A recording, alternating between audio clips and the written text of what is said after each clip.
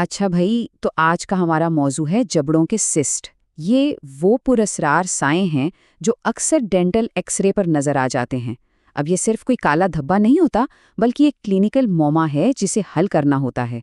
और एक अच्छे डॉक्टर के तौर पर इन सायों को पढ़ना और समझना आपके लिए सबसे अहम हुनरों में से एक होगा। तो चलें इसकी गहराई में उतरते हैं।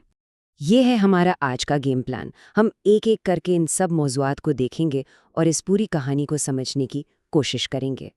ज़रा तसव्वुर करें, आप एक रूटीन का एक्सरे देख रहे हैं और अचानक आपको एक गैर मुतवक्के काला धब्बा नज़र आता है, यानी एक रेडियोलूसेंसी। बस यहीं से आपका असल काम शुरू होता है। अब ये मालूम करना है कि ये आखिर है क्या चीज़। और यही वो बुनियादी सवाल है जिसका जवाब हमें ढूंढना है। ये काला धब्बा क्या हो सकता है? आइए मिलकर इस मामले को हल करने की कोशिश करते हैं। तो जनाब, किताबों में सिस्ट की ये तारीफ लिखी होती है, लेकिन यहाँ जो लफ्ज़ सबसे सबसे ज़्यादा अहम है वो है एपिथेलियम। इसको ऐसे समझें कि ये हड्डी के अंदर एक छोटा सा गुब्बारा है जिसकी अपनी एक ख़ास दीवार, एक लाइनिंग होती है।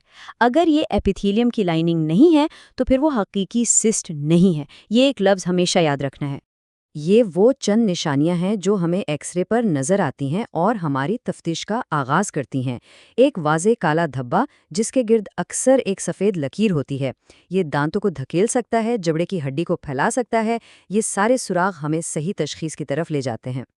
ठीक है, अब हम सिस्ट्स को दो बड़े ख़ानदानों में तकसीम करेंगे।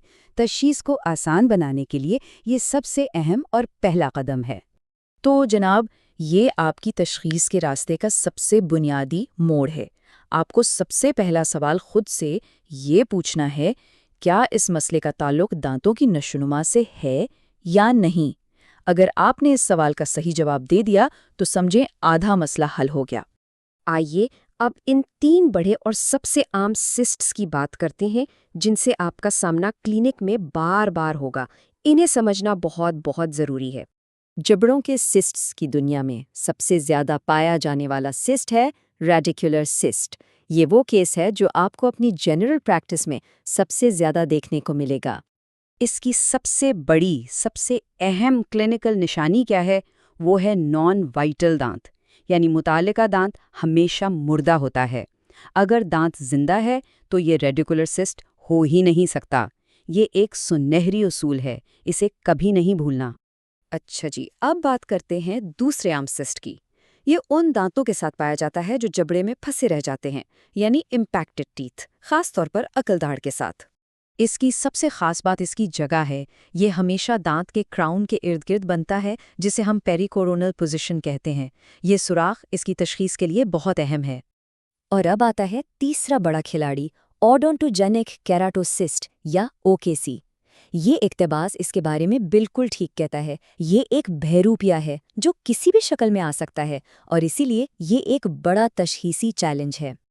देखें, ओकेसी के बारे में सबसे अहम बात जो आपको याद रखनी है वो है इसकी दोबारा होने की बहुत ज़्यादा शरह। इसका मतलब ये है कि अगर इसे ठीक से नहीं निकाला गया तो ये वापस आ जाएगा और मरीज़ को मज़ीद तकलीफ से गुजरना पड़ेगा। ये एक बहुत ही अहम क्लिनिकल नुक्ता है। ठीक है, बिग 3 तो हो गए। अब जरा जल्दी से कुछ दूसरे अहम सिस्ट्स पर भी एक नज़र डालते हैं जिनके बारे में आपको इल्म होना ज़रूरी है। इन दोनों में फ़र्क करना बहुत ही आसान है। बस ये देखें कि आया दांत शुरू से ही गायब है या उसे पहले निकाला जा चुका था। प्राइमोर्डियल का मतलब दांत बना ही नहीं, जबकि रेजिजुअल का मतलब दांत निकाल दिया गया मगर सिस्ट वहीं रह गया। एक सादा सवाल और तशखीस बिल्कुल वाज़े। ये सबसे आम नॉन ओडोंटोजेनिक सिस्ट है। इसकी खास जगह यानी ऊपरी जबड़े का बिल्कुल दरमियानी हिस्सा और नाक की हड्डी की वजह से इसकी दिल जैसी शक्ल इसे पहचानने में बहुत मदद देती है। अब ज़रा मोहतात हो जाएं। अब हम कुछ ऐसे धोखेबाजों की बात करेंगे जो रेडियोग्राफ पर बिल्कुल सिस्ट जैसे नज़र आते हैं, लेकिन हकीकत में सिस्ट होते ही नहीं हैं। याद है वो गुब्बारे वाली बात? इन स्यूडोसिस्ट्स में वो एपिथेलियल दीवार या लाइनिंग नहीं होती। ये सिर्फ हड्डी में बने गड़े या कैविटीज होती हैं। यही वो बुनियादी फ़र्क है जो इन्हें हकीकी सिस्ट से अलग करता है। इन सब की अपनी अपनी खास रेडियोग्राफिक शक्लें हैं। जैसे ड्रामेटिक बोन सिस्ट दांतों की जड़ों के बीच में लहरें बनाता है, اینیورزمل بون سسٹ صابن کے بلبلوں جیسا لگتا ہے، اور آسٹیفنے بون کیویٹی جبڑے کے پچھلے حصے میں ایک چھوٹا سا نشان ہوتا ہے۔